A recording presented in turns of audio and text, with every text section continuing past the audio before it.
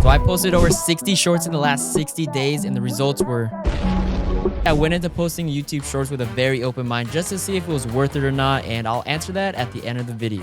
So in this video, I'm gonna show you guys everything that has happened over the past 60 days of posting on shorts, including the subscribers, views, watch time, and much more that I've gained from posting shorts. I'll also be going over some tips and tricks that can help your videos get more views that I've learned from posting shorts. So make sure you guys just subscribe down below and let's get into it. As you can see, we are in the YouTube Studio app now, and these are my current analytics up to this point. If you look at the quick overall analytics, you can see that my views, watch time, and subscribers are all up after posting shorts every day, also including some long form content down here. And if we go over to the content tab, as you can see, we have gotten 59,000 views from shorts. And if we quickly go over to the content side of it, you can see that 59,000 views of that was from shorts and the others was from videos. So if you're wondering if you should post shorts or not, the first thing that you could look at from this is that if I wasn't posting shorts every day, I would have pretty much 59,000 less views than I would at the moment. But definitely don't judge everything you see from this one analytic, because we're gonna be going through a lot of things that can answer your question on if you should grind shorts or not. So now we're gonna be going through week by week of what shorts I posted, showing what shorts did well and what shorts did not, and the type of content from those shorts. As you can see, we have 46,000 views, watch time, and subscribers. And as you can see down here, we have posted a short every single day, some 2 days, and thrown in some long form content in between all these. Before we get into the videos, if you're new around here and don't know who I am, my name is ShootaTime. I do just about everything involves videography and video editing. A lot of my long form videos consist of editing tutorials on helping people learn how to edit. I also do a lot of content that revolves around editing and also do vlogs, lifestyle, you name it. But over on short form, I've been focusing on making very short, high dense VFX videos, and you'll see a couple of them in a second. So if we scroll down to your top content in this period, you'll see all the shorts and content that I have made in the first 2 weeks, and you'll see the ones that have done really well. And number one on the list is I became Mr. Beast's editor. Video, I was thinking, shut up, you boomer.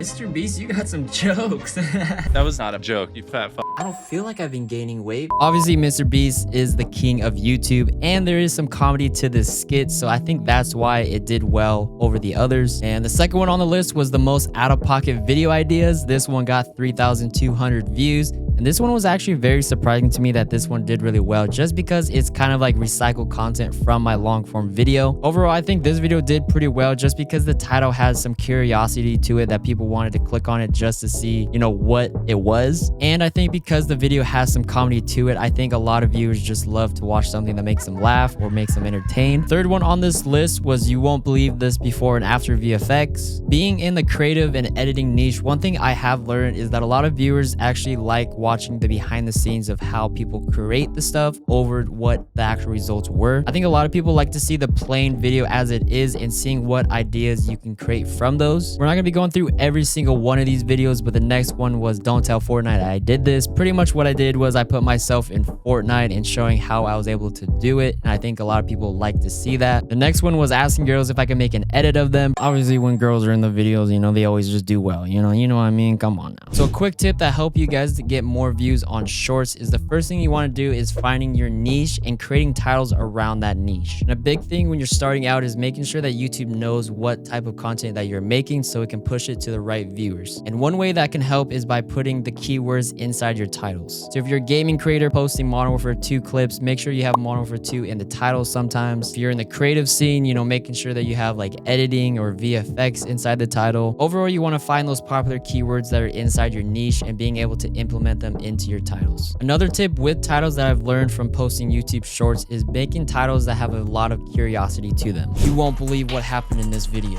How did he hit this clip in Modern Warfare 2? Is this the best backflip anyone has done? Overall, creating titles that give the viewer a question that they need an answer to, so they have to click on your video or watch it till the end to see the results or answer. Inside weeks 3 and 4, and as you can see, we got around 26,000 views. 50,000 was shown in the feed, 1.6 6K likes and 55 subscribers. So with a quick overview from right here, week 3 right here, the first one was my best gaming setup. It got around 500 or almost 600 views. The next one was another Mr. Beast skit, and it didn't do as well as the first one did, but it still did kind of in the range where I'm at. And quickly, just to tell you guys, I do have about 81,000 subscribers on YouTube. A lot of those subscribers came from when I did a lot of Fortnite editing content, and now I've kind of transitioned more into just editing in general. So with these views, I really don't know where my exact range is. I don't really know if this is good or not for shorts. I always just try to experiment with titles and videos that I do make and seeing what ones do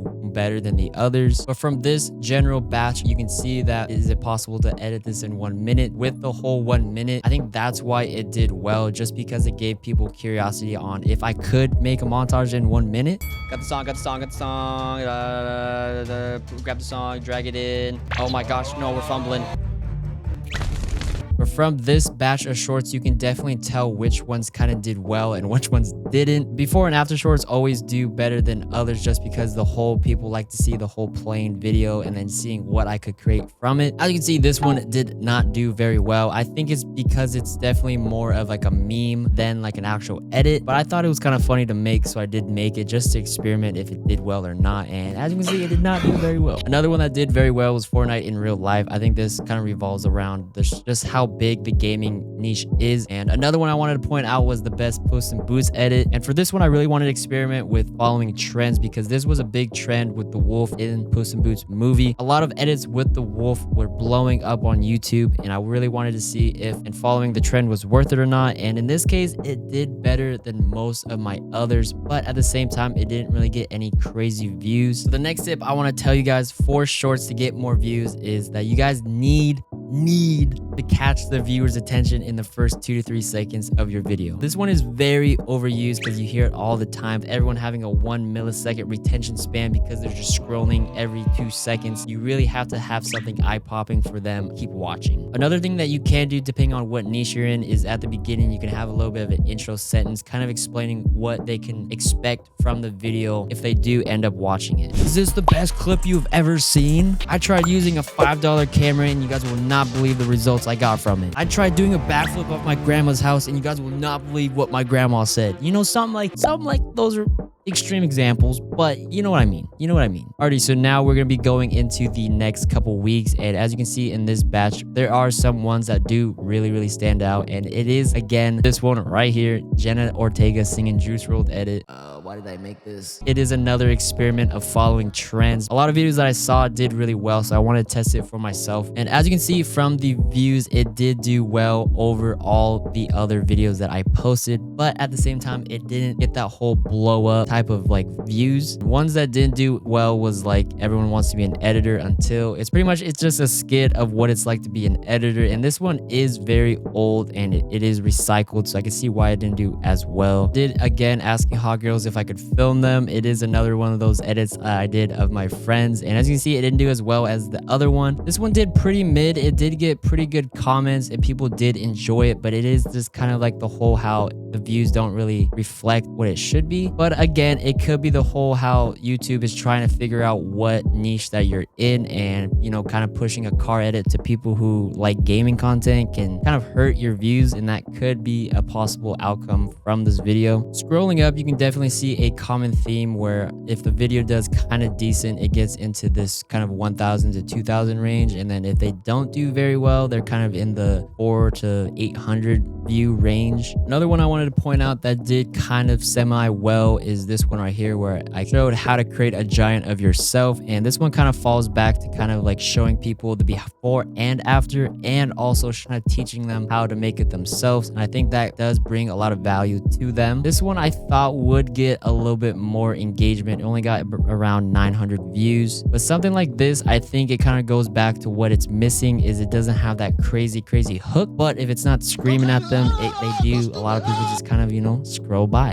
And the third tip I want to give you guys for shorts is that you really want to try to create content that is very shareable. And what I mean by that is when a viewer watches your video, you want them to be able to click the share button and send it to a friend. YouTube looks at the whole likes, retention of the video, watch watch time, all these type of analytics to help your video, if it's good or not, to be boosted up. But when YouTube sees that someone is sharing that YouTube short to one of their friends, so their friend hops on YouTube to watch the video, I think that is a big key indicator that the video will get pushed farther. And a couple ways that you can make your videos be more shareable is, if you're creating content in the gaming scene, you can caption your videos like when you have that one friend that sucks at Call of Duty, because obviously when you title it something like that, someone's gonna read that and they're gonna think of a friend that sucks at Call of Duty, so they're gonna share that video to them. And then it's a whole domino effect of when that video gets shared to one person, that person shares it to the next person, and so on and so on and so on and so on. So now we're at the end of the video, and I want to give you my overall thoughts on shorts. And overall, for me, from my experience with experimenting with shorts, on posting over 60 shorts in 60 days, is that shorts have been pretty